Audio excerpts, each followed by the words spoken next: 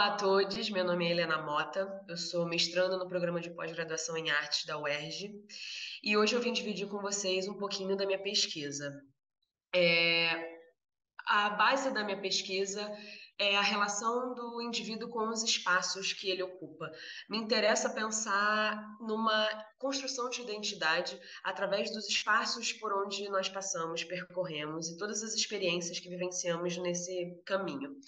No momento, eu tenho orientado a minha atenção para duas cidades em específico, a cidade do Rio de Janeiro, onde eu nasci e cresci, e a cidade de Teresópolis, na região serrana do Rio, onde eu passei boa parte da minha infância e eu tenho uma relação afetiva muito grande com a cidade e já não tenho uma familiaridade tão grande hoje em dia. A proposta de trabalho é me colocar à deriva nas ruas dessas cidades e, a partir dessas deambulações, colocar esse corpo sensível, esse corpo vibrátil, citando Sueli Ronick, exposto a essas situações que a rua pode oferecer e, a partir desses atravessamentos, desenvolver diversas linguagens artísticas que façam sentido nesse momento para a pesquisa, para mim, que façam sentido para traduzir essas experiências, essas situações vividas. A primeira sensação que eu tive a partir do momento que eu me coloquei nesse processo de andar pelas ruas, esse processo de deriva, foi que as pessoas andam muito dormentes pelas ruas e por esses caminhos cotidianos.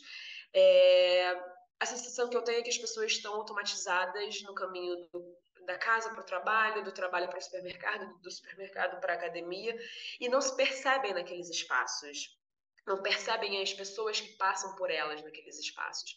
E a partir disso, eu decido desenvolver o Lambe Como Você Se Sente Aqui, que eu entendo que é uma provocação e um convite a esses passantes para que eles possam sensibilizar esses corpos dormentes e começarem a se perceber nesses espaços que eles transitam.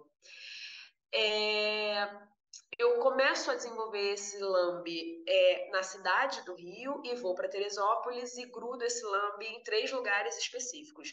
No Grajaú, que é o bairro onde eu nasci e moro até hoje aqui no Rio. Na UERJ, onde eu passei boa parte da minha vida acadêmica. E na Várzea, que é um bairro de Teresópolis, onde eu já tive muita familiaridade, mas que há muitos anos eu não voltava. Essas duas primeiras imagens são do Grajaú e da UERJ, e esse processo de intervenção, apesar de que todo o processo de intervenção urbana ele tem o corpo ele fica muito ativo, ele fica muito ligado, porque ele está ali muito exposto fazendo a intervenção. Apesar disso, esse processo foi um processo muito tranquilo. O meu corpo estava muito relaxado, são dois lugares onde eu tenho muita familiaridade, eu me sinto muito confortável, eu conheço muito bem, eu frequento há muito tempo. Então, o tempo dessa intervenção, ele foi muito elástico, ele foi muito alargado, ele foi muito tranquilo. Então, o tempo de grudar a cola na parede, botar o papel em cima da cola, passar a segunda camada de cola e permitir que esse tempo do papel molhando, o papel sendo molhado pela cola e grudando, isso foi muito tranquilo, muito relaxado. Meu corpo ele estava muito confortável naqueles espaços e fazendo essas intervenções. Apesar dessa estética aparentemente meio hostil, que o próprio Rio de Janeiro tem mesmo, porque, enfim, vivemos numa guerrilha nessa estética das grades, dos muros, as fotos terem sido tiradas à noite e a própria intervenção no bairro ter sido à noite, não teve esse caráter hostil, esse processo, não teve essa sensação de perigo eminente que meu corpo estava exposto. Diferente de Teresópolis, que é uma cidade, como eu disse, que eu já tive uma familiaridade muito grande, mas que hoje a minha relação é única e exclusivamente na memória.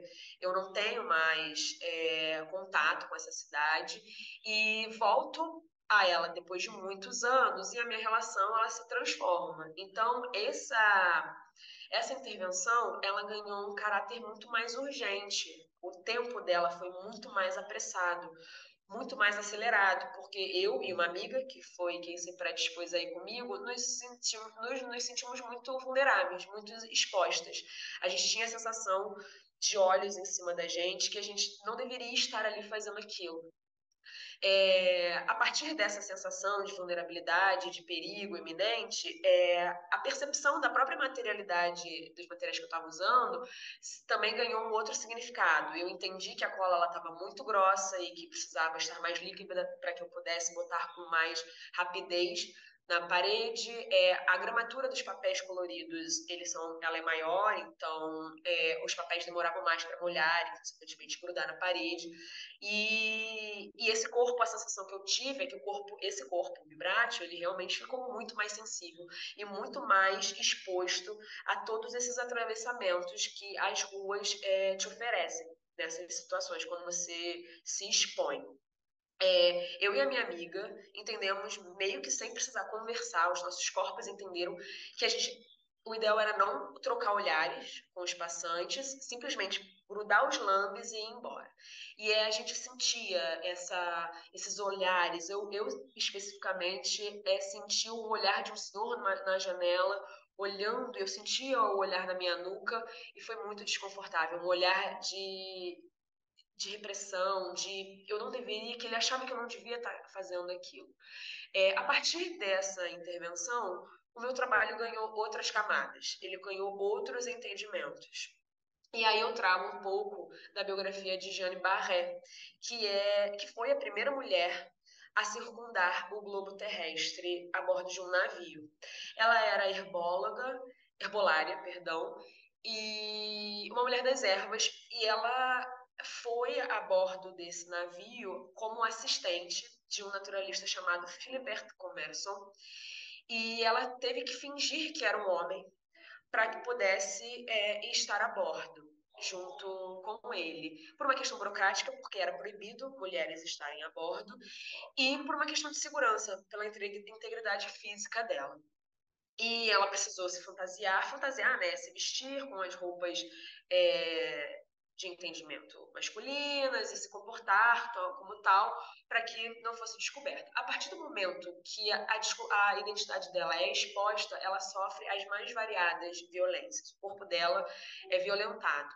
A partir, né, do pouco do conhecimento da biografia dela e desse processo, dessa intervenção que eu tive, eu entendi que eu não posso ignorar dentro do meu trabalho todas as interseccionalidades que permeiam todos nós. Então, eu, enquanto mulher, artista, branca, na rua, é diferente, por exemplo, do Hélio, que se propunha a conhecer a cidade, entrando em um ônibus aleatório e indo até o ponto final para ver onde dava. Ele morava no Rio de Janeiro, na Zona Sul, e ele conheceu a cidade do Rio assim, entrando em ônibus e indo ver até onde dava.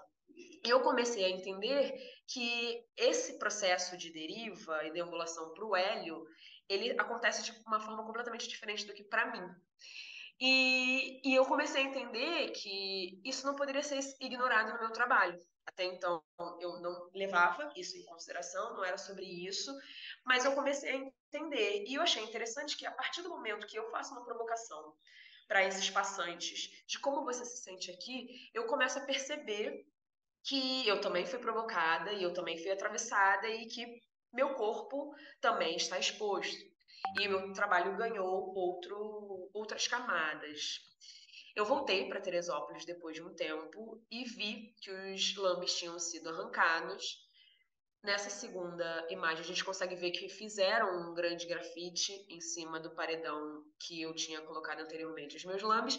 E foi interessante ver que eles fizeram uma intervenção urbana para evitar outra intervenção urbana. Apesar do meu apego à materialidade, eu entendo isso. Eu também achei interessante essa resposta das ruas, desse arrancar, desse rasgar, porque foi uma provocação e ela teve um retorno. Foi muito interessante entender como esse corpo vibrátil ele foi exposto e ele recebeu esse atravessamento. Eu entendo que era para acontecer e eu ficaria frustrada se eu não tivesse sentido, mas entendo também que toda a minha vulnerabilidade enquanto mulher artista na rua, ela ficou exposta e que eu não posso ignorar isso no meu trabalho.